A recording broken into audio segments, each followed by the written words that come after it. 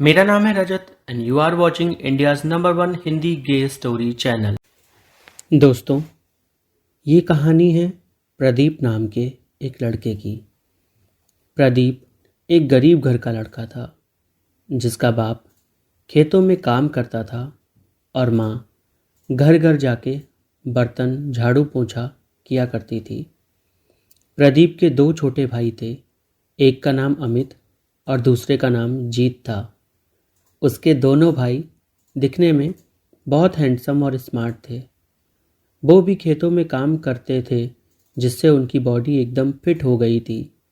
लेकिन प्रदीप भी दिखने में उनसे कुछ कम नहीं था। प्रदीप तो अपनी बॉडी का अच्छे से ख्याल रखता था। वो अपनी बॉडी बनाने के लिए सुबह जल्दी उठकर घंटों एक्सरसाइज किया करता था। प्रदीप ने खुद को इतना फिट कर रखा था कि वो था तो 30 साल का, पर 25 का भी नहीं लगता था।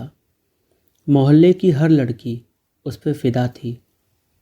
आए दिन कोई ना कोई लड़की मस्ती मस्ती में प्रदीप को कुछ ना कुछ बोल ही जाती थी और कभी कभी तो मोहल्ले की आंटियां भी प्रदीप को छेड़ देती थीं। प्रदीप स्वभाव से थोड़ा सीधा था और दिल का एकदम साफ। वो वही कहता था जो उसके दिल में होता था, औरों की तरह नहीं, जुबान पे कुछ और पीठ पीछे कुछ। कभी कभी प्रदीप खुद को लेकर परेशान भी हो जाता था कि आखिर उसे लड़की क्यों पसंद नहीं आती। उसके घर वाले उसकी शादी भी कराना चाहते थे। प्रदीप की शादी होना इसलिए ज़रूरी था क्योंकि जब उसकी शादी होगी उसके बाद ही तो उसके छोटे भाइयों की शादी होगी। पर प्रदीप को कोई लड़की कभी पसंद ही नहीं आती थी। वो जब खेतों पे जाता था और बाजू के खेतों पे दूसरे किसान को देखता था खेती करते हुए, तो बस उन्हें देखता ही रहता था। उनके बदन से टपकता पसीना उसे उनकी ओर खींचता था और जब खेत में काम करके सब नहर में साथ जाते थे तो प्रदीप तो उसमें इतना खुश हो जाता था कि वो अपनी खुशी को शब्दों में बयां ही नहीं कर पाता था। शाम को टाइम पास करने के लिए प्रदीप अखाड़ा चला जाता था, जहाँ वो दांवपेच सीखने के बहाने और लड़कों को निहारता था। उसके एक उस्ताद जी थे, धर्मवीर, जो कि सभी पहलवानों में सबसे ज़्यादा ताकतवर थे। एक दिन वो उसे रोक के बोले, तू दांवपेच को देखता भी है कि नहीं? आज क्या सीखा? चल दिखा। या फिर लौंडेबाजी करने आता है यहाँ? लौंडेबाज ये होता क्या है उस्ताद जी? प्रदीप ने पहली बार ये शब्द सुना था तो उसने उसका मतलब पूछ लिया। उस्ताद जी बोले, अरे मतलब जिसका लड़कों को देख के, समझ रहे हो ना क्या कहना चाहता हूँ मैं? प्रदीप के कुछ भी पल्ले नहीं पड़ रहा था। उस्ताद जी बोले, भाई जो लड़कों के सपने देखता हो, जो लड़कों के साथ सोना चाहता हो, लड़का होकर भी उसे लौंडेबाज बोलते हैं। प्रदीप सदमे में चला गया ये सुन के। उसने कहा, नहीं उस्ताद जी, ये क्या बोल रहे हो? मैं आपको क्या इतना गया गुजरा लगता हूँ? मैं तो बस कुश्ती सीखना चाहता हूँ, इसलिए आता हूँ। अगर आपको ऐसा ही लगता है तो मैं आगे से कभी नहीं आऊँगा। यह कहकर प्रदीप चला गया। उस्ताद जी पीछे से उसे आवाज़ देते रहे पर वो नहीं रुका। अगले दिन शाम में वो घर पे था। उसको घर पर देख उसकी माँ बोली, क्यों आज नहीं जाना अखाड़े? प्रदीप कुछ बोल पाता उससे पहले ही उसका छोटा भाई अमित बोला, अरे कैसे जाएगा ये? उस्ताद जी से कुछ कहा सुनी हो गई इसकी। प्रदीप बोला, तुझे कैसे पता? किसने बोला तुझे? अमित बोला, छोटा बता रहा था कि जब शाम में घर आ रहा था वो, तो उसने तुम्हें अखाड़े से निकलते देखा और उस्ताद जी तुम्हारा नाम लेके ज़ोर ज़ोर से बुला रहे थे तुम्हें, पर तुम रुके नहीं और चले आए। तो उसने उस्ताद जी से पूछा तो वो बोले, अरे कुछ नहीं, तुम्हारा भाई जल्दी बुरा मान जाता है, मैं तो मजाक कर रहा था। ये सुनकर माँ बोली, अरे जाने देना, अपने लिए जा, तुझे अच्छा लगता है, जो काम खुद को पसंद हो वो ही करना चाहिए और किसी के लिए उसे छोड़ना नहीं चाहिए। पर प्रदीप तो गया ही नहीं। उसके दिमाग में बार बार यही शब्द गूंज रहा था, लौंडेबाज। उसने साइबर कैफ़े जाने का सोचा। अब बात आई, पढ़ा लिखा तो वो था नहीं, कंप्यूटर का इस्तेमाल करेगा कैसे। उसने कैफ़े वाले से कंप्यूटर तो ले लिया किराए पे 1 घंटे के लिए, पर अब सोच रहा था कि ये चलेगा कैसे। उसने कैफ़े वाले को बुलाया और बोला किसी चीज़ का मतलब ढूंढना है। कैफ़े वाले ने उसे गूगल खोल कर दे दिया। बोला लो इस पर कर लो। अब वो इतना पढ़ा लिखा होता तो कैफ़े वाले की मदद लेता ही क्यों। पड़ोस में बैठा एक छोटा बच्चा बोला रुको मैं करके देता हूँ। उसने कहा आपको क्या सर्च करना है। प्रदीप बोला मतबल। उसने बोला क्या ढूंढना है। प्रदीप थोड़ा झिझक रहा था और फिर उसने बोला लौंडेबाज का मतलब ढूंढना है। उस लड़के ने फटाफट टाइप कर दिया और गूगल ने जवाब दिया। लौंडेबाज का मतलब वही निकला जो उसके उस्ताद ने बोला था। प्रदीप ने डरते हुए उस लड़के से कहा सुन, इस पे डाल एक आदमी जो दूसरे आदमी को पसंद करे वो कौन होता है। उस लड़के ने वैसा ही किया। आंसर मिल चुका था। एक आदमी जो दूसरे आदमी को पसंद करे वो समलैंगिक होता है। उस लड़के ने प्रदीप को पूरी परिभाषा समझा दी। प्रदीप खुश था क्योंकि उसे पता था वो लौंडेबाज नहीं, क्योंकि लौंडेबाज का मतलब तो कुछ और ही था जो हर रात नए लड़के के साथ सोता हो। वो अगली शाम अखाड़े में गया और उस्ताद जी के पास गया। उसे देख उस्ताद बोला आ गई अकल ठिकाने, उस दिन तो बड़ा शेर बनना था, चल जा अब दाव पेच सीख। प्रदीप बोला मुझे कुछ बोलना है तुमसे। तो वो बोला हाँ बोल। रुका क्यों है। प्रदीप हकलाया और बोला मैं लौंडेबाज ना हूँ, मैं समलैंगिक हूँ। के है तू। उस्ताद बोला। प्रदीप बोला समलैंगिक। मतबल। प्रदीप बोला मैं बहुत सारे आदमियों के साथ कुछ नहीं करता, मैं सिर्फ एक आदमी के साथ पूरा ज़िंदगी जीना चाहता हूँ, तो मैं समलैंगिक हूँ। मुझे बस एक आदमी चाहिए। उस्ताद ये सुन के आग बबूला हो गया। बोला मती मारी गई है तेरी, किसने भर दिया तेरे दिमाग में ये गंध, बोल। प्रदीप बोला गंध ना है ये, वो कैफ़े वाला है ना, उसके कंप्यूटर से पता चला। गंध तो तुम्हारे दिमाग में है। प्रदीप उसके बाद कुश्ती सीखने चला गया। अगली सुबह जब वो जागा और दूध लेने गया तो देखा कैफ़े वाले की दुकान टूटी पड़ी थी। उसने पता किया तो मालूम पड़ा उस्ताद जी और उनके चेले चपाड़ों ने मिलकर उसकी दुकान तोड़ डाली। और जैसे ही प्रदीप वापस घर पे आया, जीत प्रदीप के ऊपर चढ़ बैठा। का बोलत फिर रहे हो तुम कि तुम समलैंगिक हो। जीत पढ़ा लिखा था। प्रदीप ने अपनी पूरी कमाई जीत को पढ़ाने में लगा दी थी। जीत की माँ बोली मतलब। तो वो बोला मतलब क्या है, इसे आदमी पसंद है, ये आदमियों के साथ, छी मुझे तो सोच के ही घिन आती है। प्रदीप बोला क्या आदमियों के साथ, मैंने अभी तक किसी के साथ कुछ नहीं किया, समझा ना, और तू छोटा है ना तो छोटा बन के रहे। प्रदीप की माँ छाती पीट पीट के रोने लगी और उधर पूरे गांव में प्रदीप की थू थू हो रही थी। प्रदीप शाम में अखाड़ा गया तो कोई उसके साथ कुश्ती करने को भी तैयार ना था। सारे पहलवानों ने मना कर दिया। फिर उस्ताद जी के छोटे भाई भीमसेन आए और बोले मेरे साथ लड़ तू। सब उन्हें कानाफूसी कर रहे थे। भीमसेन बोले देख भाई, अखाड़ा हमारा तो नियम भी हमारा, हमारे अखाड़े में जो भी आवेगा वो कुश्ती सीख के जावेगा। प्रदीप खुश हो गया। ये पहली बार था जब उसने भीमसेन को इतने करीब से देखा था। वैसे उसने सिर्फ उनका नाम ही सुन रखा था, क्योंकि वो शहर में जो रहते थे, उनकी पत्नी और 2 बेटे थे।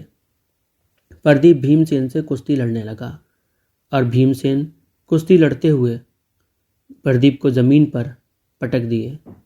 प्रदीप के मन के तार उलझ रहे थे। उसे भीमसेन का छूना अच्छा लग रहा था। भीमसेन ने प्रदीप को दोबारा पटक दिया, पर इस बार आहिस्ता से, ताकि उसे चोट ना आए। उसी वक्त प्रदीप की माँ अखाड़े में आ गई और बोली कहाँ है धर्मवीर, निकालो बाहर, मेरे लड़के पे तोहमत लगाया है, निकालो इसे, मैं इसे छोड़ूंगी नहीं। भीमसेन ने उन्हें शांत किया और बोला क्या हुआ माता जी। प्रदीप की माँ ने उन्हें पूरी बात बताई। भीमसेन बोला, मुझे सब पता है। और इसके बाद वो उन्हें लेकर एक कमरे में गया, जहाँ कुछ देर प्रदीप की माँ और वो आपस में बात करते रहे। फिर वो अपने घर चली गई। उधर प्रदीप अभी भी अखाड़े में था। उसने जो आज महसूस किया था भीमसेन के साथ, वो उसने कभी महसूस नहीं किया था। वो लगातार उसी के बारे में सोच रहा था। वो अपने दिल में उमड़ी भावनाओं को समझना चाहता था। भीमसेन प्रदीप के पास आए और बोले, कल तैयार रहना। प्रदीप तो खुश हो गया कि कल से फिर भीमसेन के साथ कुश्ती लड़ने को मिलेगा। प्रदीप अपने घर पहुंचा। उसके दोनों छोटे भाई उसके साथ ऐसे व्यवहार कर रहे थे, ना जाने प्रदीप ने क्या कर दिया हो। उसका छुआ हुआ उनको खाना भी रास नहीं था। ये देख प्रदीप का दिल कचोट उठा और वो बोला, बचपन से तुम दोनों को पाला, पढ़ाया लिखाया, तब तुम्हें घिन ना आई, और आज तुम्हें मुझसे ऐसी घिन आ रही है। इतने में प्रदीप की अम्मा ने उसका बैग जमीन पे पटक दिया और बोली, सुन, कल तड़के सवेरे ही चले जाना। प्रदीप बोला, चला जाऊं, पर कहाँ? वो बोली, मेरी भीमसेन से बात हो गई है, तू उसके साथ शहर जा। तेरी वजह से हमारी ज़िंदगी नर्क बन जाएगी, तू बस चला जा। मैं मान लूँगी मेरा एक बेटा कम हो गया। प्रदीप को अंदर से बहुत खराब लगा ये सब सुन के। उसने कहा, कल क्यों, अभी चला जाता हूँ। उसने बैग उठाया और निकल पड़ा। वो भीमसेन के पास जाने का सोच रहा था, पर उसके फिर मन में ख्याल आया कि उसके पास कैसे जा सकता है वो। भले ही अम्मा ने बात की है, पर उसकी भी तो कोई इज्जत है। अपनी खुद की नज़रों में वो गिरना नहीं चाहता था। वो अपना झोला पीठ पर टांग वो चल दिया। धीरे धीरे चल रहा था। वो अभी अखाड़े के सामने से गुजरा था।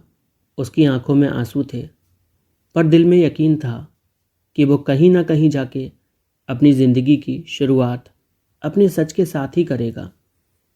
वो पैदल पैदल चल रहा था। खाली पेट था, जेब में एक रुपया भी नहीं। रास्ते में सरकारी नल दिखा तो बेचारे ने पेट भर पानी पी लिया और रात ज़्यादा होने पर एक मंदिर के बाहर ही सीढ़ियों पे जाके सो गया। उठो भाई, यहाँ क्या कर रहे हो? मैंने कहा था ना मेरे पास आ जाना। प्रदीप ने आंखें खोली तो भीमसेन था। उसको देख प्रदीप आश्चर्यचकित हो गया। बोला, तुम यहाँ कैसे? भीमसेन बोला, तुम्हारी अम्मा आई थी, बोली तुम घर छोड़ दिए, तो फिर मैं निकला जैसे ही मुझे पता लगा। प्रदीप बोला, मैं घर छोड़ दिया, उन्होंने मुझे घर से निकाला। मेरे भाइयों ने भी मुझे एक बार भी नहीं रोका। भीमसेन ने प्रदीप को उठाया सहारा देते हुए और अपनी जीप में उसका झोला डाल दिया। प्रदीप बोला, हम तुमसे मदद नहीं लेना चाहते। भीमसेन बोला, क्यों? प्रदीप बोला, तुम हम पे दया दिखा रहे हो, पर सच तो यह है कि हम समलैंगिक हैं। हमें इससे कोई दिक्कत नहीं दिखती। भीमसेन बोला, तो मैंने कब कहा इसमें कुछ गलत है? तुम जो हो वो हो, मैं जो हूँ वो मैं हूँ।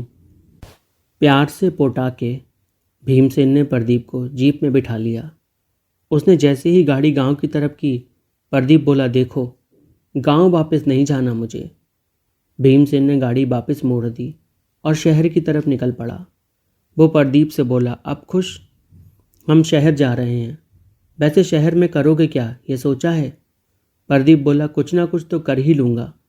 भीमसेन बोला, और तब तक रुकोगे कहाँ? प्रदीप ने कहा, जैसे कल रात रुक गया भगवान के घर, ऐसे ही फिर रुक जाऊँगा। भीमसेन धीरे से मुस्कुराया और बोला, आदमी बहुत प्यारे हो तुम। प्रदीप बोला, आप शहर में क्या करते हो? भीमसेन बोला, कुश्ती सिखाता हूँ लड़कों को। बोलो तो तुम्हें भी उस्ताद बना दूंगा, फिर तुम मेरे साथ ही काम करना। प्रदीप कुछ देर सोचने के बाद बोला, वो सब तो ठीक है, पर मैं तुमसे कुछ भी मुफ्त में नहीं लूँगा। मुझे सिखाने के बदले में मैं अखाड़े का सारा काम कर दूंगा। अगर मंजूर है तो बताओ। भीमसेन बोला, जैसा तुम्हें ठीक लगे। भीमसेन की जीप शहर में दाखिल हो रही। शहर को चकाचौंध देखकर प्रदीप बोला, बाप रे बाप, क्या सही है ये। भीमसेन बोला, तुम इससे पहले कभी शहर नहीं आए क्या? प्रदीप बोला, आया हूँ एक बार, जब छोटा था बचपन में। भीमसेन बोला, बचपन में सभी छोटे ही होते हैं। दोनों हंसने लगे। हंसते हंसते भीमसेन ने प्यार से प्रदीप के बालों को सहलाया। प्रदीप पे तो भीमसेन का जादू चल गया था। वो खुशी से पागल हो गया। भीमसेन ने जीप घर के बाहर लगाई और प्रदीप को लेकर अखाड़े में गया। उसे अखाड़े में मौजूद ऊपर का कमरा दिया, 2000 रुपये दिए और बोला, जो ज़रूरत की चीज़ हो ले लेना, वैसे ऊपर सब कुछ है पहले से। प्रदीप कमरे में गया तो सब कुछ पहले से ही था। वो सोच ही रहा था कि भीमसेन कितना अच्छा आदमी है। उसने बाथरूम में जाके देखा तो शॉवर लगा हुआ था। प्रदीप ने शॉवर आज तक फिल्मों में ही देखा था। उसने कपड़े निकाले और पहुंच गया फटाक से नहाने। अरे सुनो, कहते हुए भीमसेन ने दरवाज़ा खोला।